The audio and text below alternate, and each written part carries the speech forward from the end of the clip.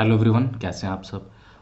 यार जेई के लिए आप डेफिनेटली बहुत बढ़िया तरीके से पढ़ रहे होंगे। मैं आपको छोटी सी बस बात बताऊंगा, इस छोटे से वीडियो में 2-3 मिनट लूँगा कि मॉक टेस्ट को कैसे करना है और उनके एनालिसिस में क्या क्या चीज़ हमें देखनी है।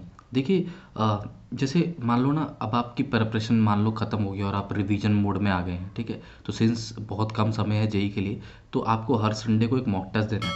लेट्स से आप पहले संडे को एक मॉक टेस्ट देते हैं, तो उस मॉक टेस्ट में आप जेई में लेवल का मॉक टेस्ट देते हैं और आपका एक पर्टिकुलर स्कोर आया था ना, एक एक्स स्कोर आ गया, ये आपका बेस स्कोर हो जाएगा, ठीक है।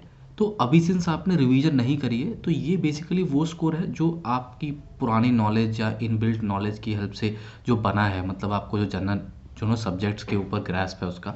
फिर आप एक हफ्ता लेट से अपनी रिवीजन स्टार्ट करते हैं। Let say you start revising some chapters. अब मैं मान के चलता हूँ कि आप हर सब्जेक्ट के एक हफ्ते में 2 से 3 चैप्टर जरूर अच्छे से रिवाइज कर लेंगे, ठीक है। देखो, जब पहली रिवीजन होती है ना तो बहुत टाइम लगता है। लोग क्या करते हैं, ऐसे ऊपर ऊपर से रिवाइज कर लेते हैं, स्कोर नहीं बढ़ता है उससे, है ना।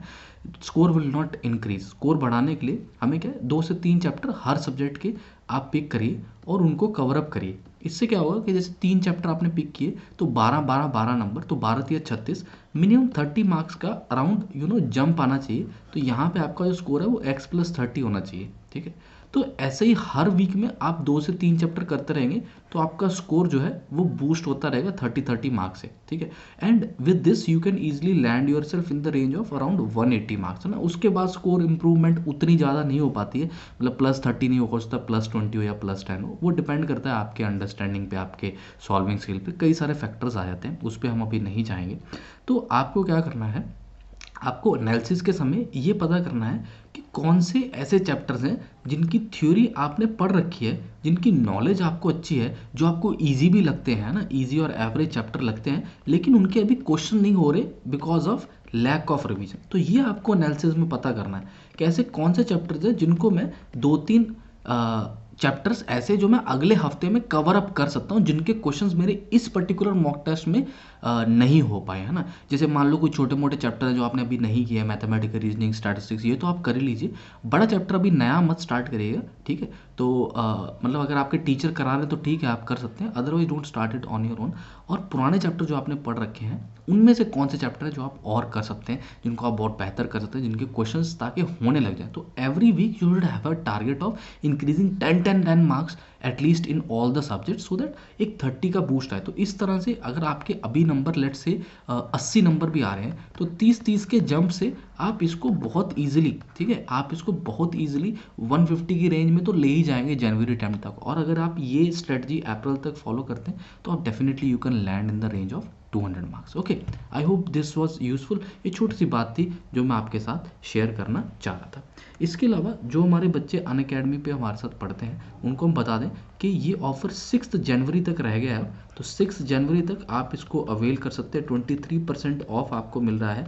मेरा रेफरल कोड है विनीत लाइव, उसको यूज़ करिए और इस ऑफ़र को आप अवेल कर लीजिए। 23% ऑफ आपको हर सब्सक्रिप्शन पे अनअकैडमी के द्वारा दिया जा रहा है। लाइव बैचेस जो हैं वो 20 जनवरी से आ रहे हैं। मेरा भी एक बैच आने वाला है 20 जनवरी से 2024 एस्पिरेंट के लिए, ठीक है। तो 2024 एस्पिरेंट के लिए मेरा भी एक बैच आएगा, 20 जनवरी से वो स्टार्ट होने वाला है, तो वो आप ज्वाइन कर लीजिएगा। अभी भी एक रिसेंटली 2024 के लिए बैच स्टार्ट हुआ है, तो आप उसमें भी छोड़ सकते हैं। उसमें अभी हम फंडामेंटल ऑफ मैथ्स जो है वो कर रहे हैं।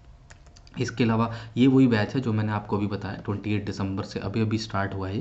तो आप इसको डेफिनेटली जुड़ सकते हैं। अगर आपने सब्सक्रिप्शन नहीं लिया है अभी तक या आपका सब्सक्रिप्शन एक्सपायर हो गया, तो आप सेम कोड के साथ रिन्यू कर सकते हैं या नया सब्सक्रिप्शन जो आप लेना चाहें वो आप ले सकते हैं। तो इस बैच में हम पूरा अगले 3 महीने पहले 11th को कवर कर रहे हैं, ठीक है। और उसके बाद हम 12th स्टार्ट करेंगे अप्रैल में, है ना। तो अप्रैल में 12th स्टार्ट होके आप कह लीजिए कि अक्टूबर तक आपका सिलेबस जो है वो 12th का मोर और लेस फिनिश हो जाएगा। तो 11+12 आपकी अक्टूबर तक वाइंड अप हो जाएगी। फिर नवंबर और दिसंबर में आप रिवीजन करके अगले साल जनवरी 2024 में बहुत बढ़िया परफॉर्मेंस जो है वो दे सकते हैं, है ना। तो एक ऐसा बैच है, जैसे इसी नाम से तो नहीं, हमारा पहले बैच आता था आरम बैच, अगर आपने सुना हो तो ये उसी की लाइंस में बनाया हुआ बैच है। बेसिकली इस बार हमने इसका नाम जो है वो चेंज कर दिया था। पिछले 2 साल से आरम बैच चल रहा था, इस बार इसका जो नाम है वो आरोहण बैच रख दिया गया। तो this is definitely going to help you in revising the whole in covering any shortcomings of class 11। वो सारे बैकलॉग्स वगैरह सब आपके शॉर्ट आउट हो जाएंगे इस बैच में। और अप्रैल से फिर आप 12th के लिए भी कंटिन्यू कर सकते हैं, तो 11th एंड 12th दोनों आपके बहुत अच्छे से पैक हो जाएंगे, ठीक है। उसके अलावा अनअकैडमी पे आपको टेस्ट सीरीज़ मिल रही है, ऑल इंडिया टेस्ट सीरीज़ है, आप उसका इस्तेमाल कर सकते हैं। टॉप 100 परफॉर्मेंस को स्कॉलरशिप भी दिया जा रहा है, और अनअकैडमी का स्पेशल रैंकर ग्रुप है, आप SRG के लिए अप्लाई कर सकते हैं टॉप 100 रैंक्स के लिए, ठीक है। चलिए, तो that will be all for this video. Thank you so much for joining in.